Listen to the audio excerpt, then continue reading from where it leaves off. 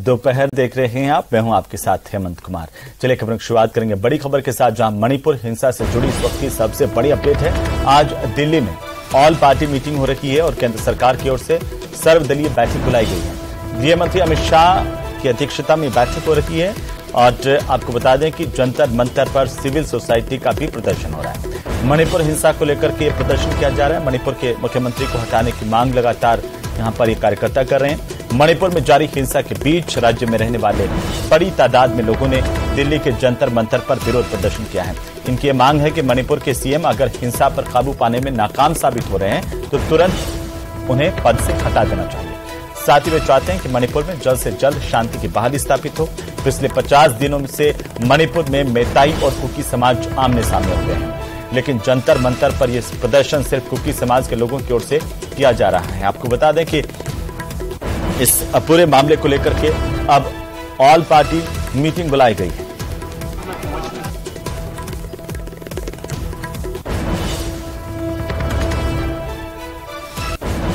मणिपुर हिंसा में अब तक 100 से ज्यादा लोगों की जान गई है। उसे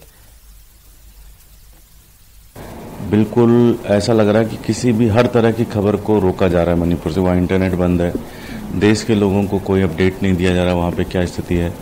प्रधानमंत्री ने अभी तक एक भी रिव्यू मीटिंग नहीं बुलाई, एक भी सिक्योरिटी हालात की कोई मीटिंग नहीं बुलाई।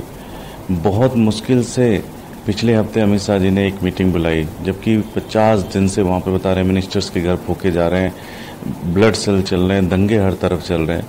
और ऐसी स्थिति में प्रधानमंत्री का विदेश में घूमना और ऐसी स्थिति में गृह मंत्री को हाथ पे हाथ रख के बैठना और पॉलिटिकल रैलीज, ये दिखाता है कि देश के इंटरनल सिक्योरिटी को लेकर ये कितना गंभीर है। As a member of parliament, party leadership को अगर ऑल पार्टी मीटिंग कर रहे हैं एज मेंबर ऑफ पार्लियामेंट, वो किसको भेज रहे हैं, एज अ पार्टी प्रेसिडेंट किसको नॉमिनेट कर रहे हैं, आई थिंक एकदम जायज़ है। और जैसे प्रधानमंत्री जी खुद वहाँ पे शामिल नहीं हैं, इतनी इम्पोर्टेंट मीटिंग में शामिल नहीं हैं, देश के प्रधानमंत्री हैं, तो कहीं ना कहीं ये लगता है कि कितना कमिटेड और सीरियस है ये सरकार मणिपुर में हिंसा नियंत्रण में लाने को लेकर। इस वक्त मैं दिल्ली के जंतर मंतर पे हूँ। यहाँ पर मणिपुर से काफी लोग आए हैं। मैं तमाम लोगों को दिखाना चाहूंगा, काफी संख्या में यहाँ पे लोग आए हैं। हालांकि आज 3 बजे के लगभग में मणिपुर के डेलीगेट जो हैं वो केंद्रीय गृह मंत्रालय में जाएंगे। वहाँ पर सर्वदलीय वहाँ पर मीटिंग्स हो रही हैं, होने वाली हैं और केंद्रीय गृह मंत्री को एक मेमोरेंडम भी दिया जाएगा। लेकिन क्या मसला है, किस तरह से लोग आए हैं, उसको समझते हैं। मैम, सबसे पहले आप आपका नाम जानना चाहेंगे और पूरी संस्था के बारे में बताइए। मेरा नाम सुप्रिया सरकार है, मैं ऑल इंडिया क्रिश्चियन फेडरेशन की तरफ से हूँ। यहाँ पे सभी सहमत वाले ग्रुप्स हैं जो इस वक्त ह्यूमन राइट्स के खिलाफ खड़े हैं। उनके विपक्ष में हम लोग एक हो गए हैं। जो लोग ह्यूमन बीइंग्स का जो ईश्वर ने दिया हुआ ताकत है, ईश्वर ने दिया हुआ जो नेचर है, ईश्वर ने दिया हुआ जो काबिलियत है, जो उसको तोड़ना चाहते हैं, हम उनके विपक्ष खड़े हैं। हम चाहते हैं कि इंसान की जो इंसानियत डिग्निटी है, डिग्निटी ऑफ ह्यूमन बीइंग, वो रेस्टोर हो। इंसान की जो पहचान है वो रेस्टोर हो। ईश्वर ने जानवर बनाए हैं जो जंगलों में रहते हैं, जो एक दूसरे का काट के मार के खाते हैं। ईश्वर ने हमें वो नहीं बनाया, हमें बनाया कि हम भाईचारे से रहे, सबके साथ मिलके रहे, और वही उनकी पहचान है। वही ईसाई क्रिश्चियन धर्म की, मुस्लिम धर्म की, हिंदू धर्म की पहचान है। वो सब हमारी पहचान यही है कि हम मिलके रहे और एक नेबरहुड, एक पड़ोस के नाते रहे। वो नहीं चाहते, ईश्वर की इच्छा नहीं है कि हम इसको काटे सिर्फ अपने खुशी के लिए। तो इसीलिए हम लोग एकत्रित हुए हैं। हमारे जो मणिपुर के भाई बहन है, आप लोग जानते हैं मणिपुर एक बहुत शांत राज्य था और है भी, और वहाँ पे इतना क्या बोलते हैं पैदावार है, मतलब there so much of richness. उनका जो नेचुरल वो है उसमें इतना रिचनेस है, हम उसको नहीं इस्तेमाल करके हम उन इंसान को काट रहे हैं।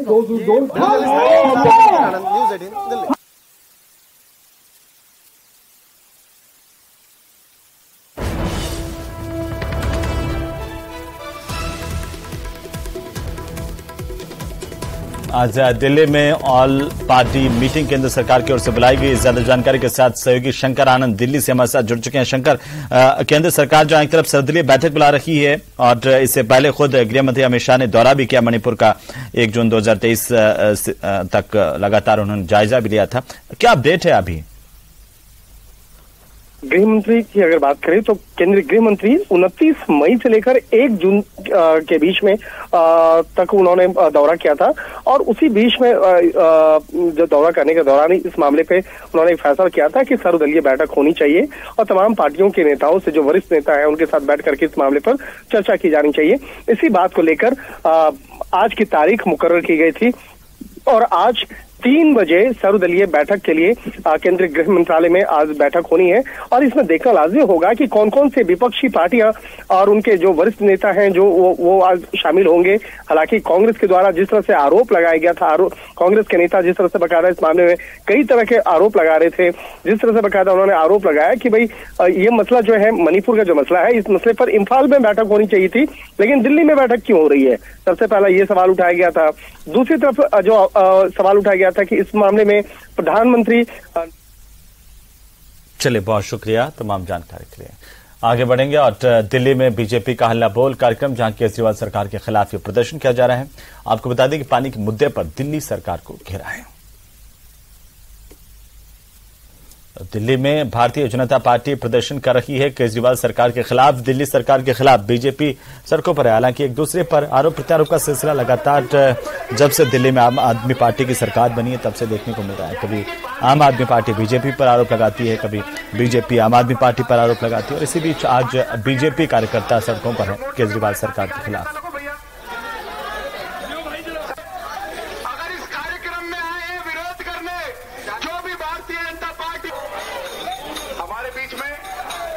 की सेवा करने आए। हजारों करोड़ों का घोटाला है दिल्ली जल बोर्ड, लेकिन सिर्फ 3 अभी तक अधिकारी, 3 वो बैंक वाले गिरफ्तार हुए हैं। हमारा ये मानना है कि अरविंद केजरीवाल और उसका पूरा जल बोर्ड ये सफेद हाथी है, इनके घोटालों की जांच होनी चाहिए। और दिल्ली के लोगों को जो ये फ्री पानी की बात कर रहे हैं, आप फ्री तो तब देंगे जब पानी देंगे। द्वारका के लोग सड़कों पे हैं, संगम विहार के लोग सड़कों पे हैं, जमुना पार में हाहाकार मचा हुआ है, कुंडली में रोज गंदा पानी आ रहा है, लोगों को पानी मिल नहीं रहा है। क्या कर रहे हैं केजरीवाल? पॉलिटिकल टूरिज्म, दरवाजे पे धक्के खा रहे हैं लोगों के। उनकी जिम्मेदारी है दिल्ली की जनता को पानी देना। अरविंद केजरीवाल पिछले 9 सालों में जो कमिटमेंट उन्होंने दिल्ली के लोगों से की कि पानी की सप्लाई में कैसे बढ़ोतरी होगी, वे पूरी तरह से विफल रहे। आज से 2 महीने पहले जब लोगों ने कहा कि दूषित पानी हमारे घरों में आ रहा है, तो एनजीटी ने ऑर्डर किया जल बोर्ड को कि दिल्ली के हजारों लोगों के घरों से पानी के सैंपल उठाए जाएं। दिल्ली जल बोर्ड ने लगभग 7,500 घरों से पीने के पानी के सैंपल उठाए, जिसमें से 2,500 सैंपल फेल हो गए। तो वहीं पंजाब के तरनतारन से इस वक्त की बड़ी खबर, जहां पर बीएसएफ के जवानों को एक बड़ी कामयाबी मिली है। सुरक्षा बलों की तरफ से एक ड्रोन को मार गिराया गया। इलाके में सर्च ऑपरेशन फिलहाल जारी है। आपको बता दें कि पंजाब के तरनतारन जिले में शनिवार को बीएसएफ की तरफ से एक पाकिस्तानी ड्रोन को मार गिराया गया। बीएसएफ पंजाब फ्रंटियर ने बताया है कि आज सुबह बॉर्डर से लगे लखाना गांव में ड्रोन के घुसने की जानकारी मिली थी। इसके बाद इसे मार गिराया गया। अभी सर्च ऑपरेशन चलाया जा रहा है ताकि ये पता चल सके कि इसका इस्तेमाल किस चीज के लिए किया गया था।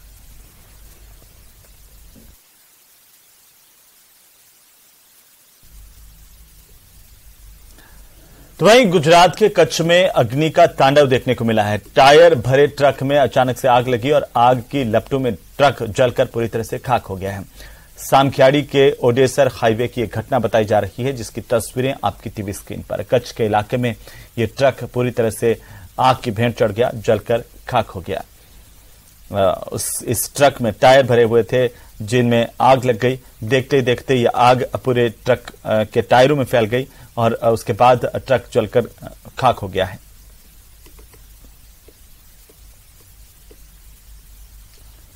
और अब खबर 12 से, जहां पर शहर से गुजर रहे नेशनल हाईवे 27 पर बरड़िया बालाजी के पास में सीमेंट के बैग्स भर करके जा रहा एक ट्रेलर अनियंत्रित हुआ और हाईवे से पुलिया से नीचे गिर गया। इसमें अचानक से आग लग गई। आग लगने से ड्राइवर झुलस गया। मौके पर मौजूद लोगों ने इस ड्राइवर को बाहर निकाला, जिला अस्पताल पहुंचाया। तो वहीं सूचना पर नगर परिषद की दमकल भी पहुंची और आग पर काबू पा लिया गया।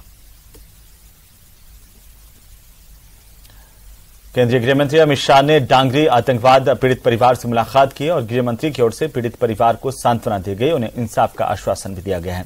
आतंकी हमले में 2 बेटों को खोने वाली सरोज बाला ने न्यूज 18 से बातचीत करने के दौरान कहा कि उन्होंने गृह मंत्री अमित शाह से मुलाकात की।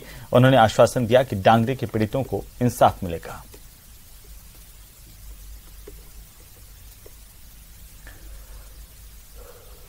देश के गृह मंत्री जम्मू कश्मीर के दौरे पर पहुंचे और उनसे अहम मुलाकात ढांगरे की विक्टिम फैमिली के परिवार वालों ने की।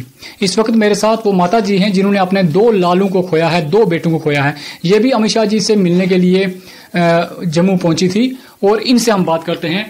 टाइम कोई 2-2:30 बजे का था जब उनके साथ हमारी मुलाकात हुई है।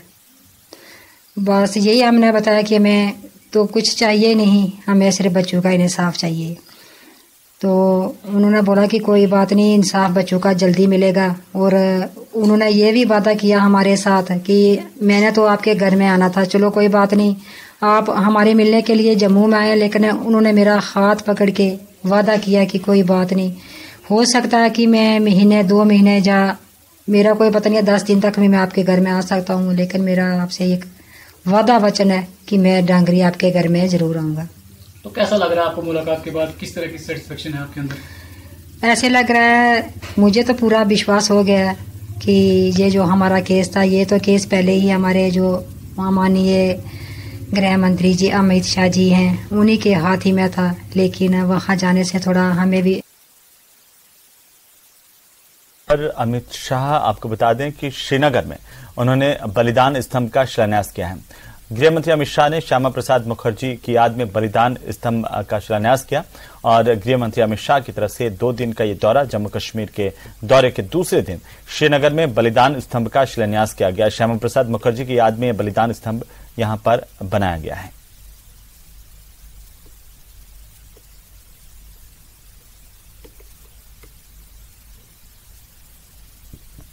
कुछ ही देर पहले गृह मंत्री अमित शाह श्रीनगर के लाल चौक इलाके में आए। श्री प्रताप पार्क एक ऐसी ऐतिहासिक पार्क है, वहां पर आए और वहां पे बलिदान स्तंभ की नींव डाली।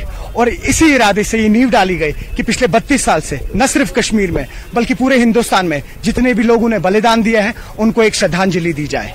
न्यूज़ 18 के लिए अयूब खान के साथ में सरोज कफील। बीजेपी नेता सुधांशु त्रिवेदी का जोधपुर का दौरा और इसे लेकर बड़ी अपडेट यह है कि प्रदेश की कांग्रेस सरकार पर सुधांशु त्रिवेदी ने हमला बोला है। कांग्रेस अपनी पार्टी के सदस्यों के खिलाफ लगातार आपस में उलझी हुई है, यह सुधांशु त्रिवेदी का कहना है। आप भी सुनिए। इन्होंने जो कहा था क्या पूरा किया है कभी? पिछले चुनाव में याद करिए, किसानों के ऋण माफ करने के लिए क्या शब्द था? जब राजस्थान, मध्य प्रदेश, छत्तीसगढ़ के चुनाव एक साथ हो रहे तो बोला छत्तीसगढ़ में था, मगर टोन क्या थी राहुल गांधी जी की? 1, 2, 3, 4, 5, 6, 10 दिन में सारा का सारा कर्जा माफ करवा दूंगा, नहीं तो सीएम बदलवा दूंगा। तब कर्जा तो माफ हुआ नहीं और सीएम के लिए लड़ाई खूब चल रही है। याद करिए, राजस्थान में 5,000 रुपए कहा था उन्होंने कि सब बेरोजगारों को देंगे, और आने के बाद क्या हुआ? ऐसी ऐसी शर्तें लगानी शुरू कर दी कि 90% लोग तो उससे बाहर ही हो गए। इसलिए जो भी वो कार्य करते हैं उसके पीछे कभी ईमानदारी नहीं होती है। हम जो कार्य करते हैं पूरी ईमानदारी से और अंतिम निष्कर्ष तक। यूपी के पूर्वांचल एक्सप्रेसवे की हवाई पट्टी पर आज वायुसेना के लड़ाकू विमान ने उड़ान भरी और इसी दौरान लोगों ने लड़ाकू विमान के नजारे का लुत्फ भी उठाया। इस दौरान फाइटर प्लेन सुखोई और मिराज ने एयर स्ट्रिप पर टच एंड गो किया। यह आपातकालीन अभ्यास था जिसके तहत भारतीय वायुसेना के लड़ाकू विमान एक्सप्रेसवे पर और इसके चलते करीब 12 किलोमीटर का इलाका सील किया गया था।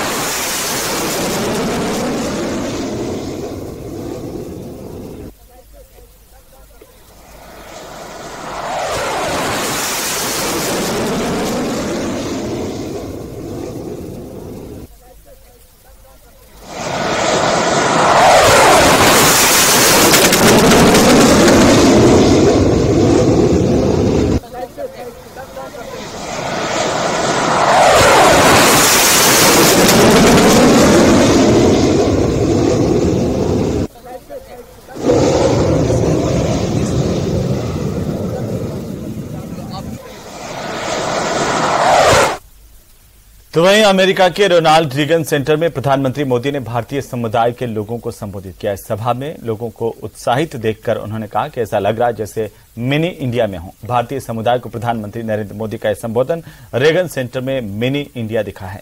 भारत यूएस साझेदारी नई ऊंचाइयों पर है, प्रधानमंत्री ने कहा। साथ ही उन्होंने कहा कि मजबूत स्तंभ में बाइडेन का योगदान है। भारत यूएस की नई यात्रा की शुरुआत हुई है। प्रधानमंत्री ने कहा कि यह यात्रा मेक फॉर वर्ल्ड के लिए है। भारत यूएस में बहुत बड़ा समझौता हुआ है उन्होंने बताया कि भारत में बड़े निवेश के फैसले हुए हैं। साथ ही उन्होंने कहा कि भारत लोकतंत्र की जननी है। ग्लोबल स्ट्रैटेजिक इश्यूज पर हमारे कन्वर्जेंस की है ये नई यात्रा। Make in India, make for the world, उसको लेकर हमारे कोऑपरेशन की है। टेक्नोलॉजी ट्रांसफर और मैन्युफैक्चरिंग में हमारा आपसी सहयोग हो या फिर इंडस्ट्रियल सप्लाई चेन में बढ़ता तालमेल, दोनों देश एक बेहतर भविष्य की ओर मजबूत कदम उठा रहे हैं।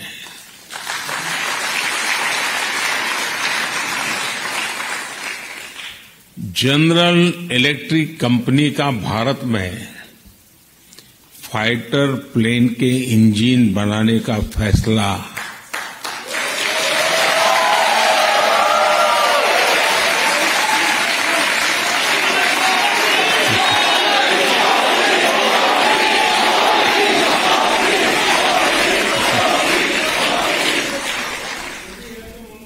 भारत के डिफेंस सेक्टर के लिए ये मील का पत्थर साबित होगा। चलिए आगे बढ़ेंगे। प्रधानमंत्री नरेंद्र मोदी 3 दिन के अमेरिका के आखिरी दिन दौरे के दौरान प्रधानमंत्री ने आपको बता दें कि प्रवासी भारतीयों के समुदायों को संबोधित किया। इस दौरान समारोह में अमेरिकी सिंगर मैरी मिलबेन भारत का राष्ट्रगान जन गण मन गाया और प्रधानमंत्री मोदी के पैर भी छुए। मैरी का यह अंदाज हर भारतीय के दिल में बस गया। मैरी का यह वीडियो सोशल मीडिया पर जमकर वायरल हो रहा है और इस दौरान मैरी मिलबेन ने कहा है प्रधानमंत्री मोदी के समापन समारोह का हिस्सा बनने पर उन्होंने खुशी जाहिर की। कहा कि वे यहां पर आकर बहुत ही सम्मानित महसूस कर रहे हैं। अमेरिकी कांग्रेस की सदस्य प्रमिला जयपाल को प्रधानमंत्री नरेंद्र मोदी के सम्मान में खड़े होकर तालियां बजाते हुए देखा गया है। प्रमिला जयपाल वही नेता हैं जिन्होंने प्रधानमंत्री मोदी के अमेरिका के दौरे का विरोध किया था। वे उन 75 अमेरिकी सांसदों में शामिल थीं जिन्होंने अमेरिकी राष्ट्रपति जो बाइडेन को पत्र लिखकर भारत में मानवाधिकार और लोकतंत्र को लेकर प्रधानमंत्री मोदी से चर्चा करने का आग्रह किया था। इससे पहले भी प्रमिला जयपाल भारत और प्रधानमंत्री मोदी के खिलाफ जहर उगल चुकी हैं, लेकिन उन्हें शुक्रवार देर रात को पीएम मोदी से यूएस कांग्रेस के संयुक्त सत्र के संबोधन के दौरान तालियां बजाते देखा गया। उनका ये वीडियो भी सोशल मीडिया पर चर्चा में है।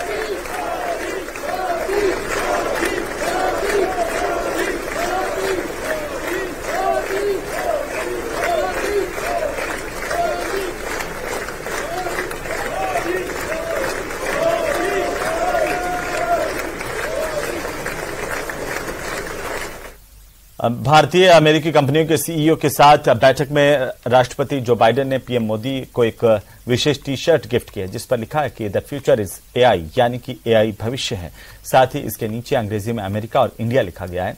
जब राष्ट्रपति बाइडेन ने प्रधानमंत्री नरेंद्र मोदी को एक टी शर्ट गिफ्ट की उस वक्त माइक्रोसॉफ्ट के सीईओ सत्या नडेला, महिंद्रा ग्रुप के चेयरमैन आनंद महिंद्रा, एप्पल के सीईओ टिम कुक और विदेश मंत्री एस जयशंकर समेत कई अन्य लोग भी मौजूद थे। सभी ने जोरदार तालियां बजाई, प्रधानमंत्री मोदी का अभिनंदन किया। और इसी बीच राजधानी जयपुर से बड़ी खबर, जहां पर जल जीवन मिशन में महाभ्रष्टाचार का मामला सामने आया। आपको बता दें कि यहां पर इरकॉन कंपनी की ओर से फर्जीवाड़ा करने की शिकायत का यह पूरा मामला है, जहां पर इस कंपनी का बड़ा फर्जीवाड़ा सामने आ रहा है। 84 करोड़ रुपए का फर्जी अनुभव प्रमाण पत्र जारी किया गया। गणपति कंस्ट्रक्शन कंपनी को ये अनुभव सर्टिफिकेट जारी किया गया। केरला के मल्लापेडियार में काम करने का सर्टिफिकेट जारी किया और इस कंपनी के सीईओ विजय शंकर की ओर से यह सर्टिफिकेट जारी किया गया। आपको बता दें कि इरकॉन कंपनी के दिल्ली कार्यालय की ओर से गणपति कंपनी की शिकायत सांसद डॉक्टर किरोड़ीलाल मीणा ने इरकॉन की शिकायत की है और शिकायत पर यह आरोप लगाए और जेजेएम में 20,000 करोड़ की अनियमितताओं के आरोप लगाए।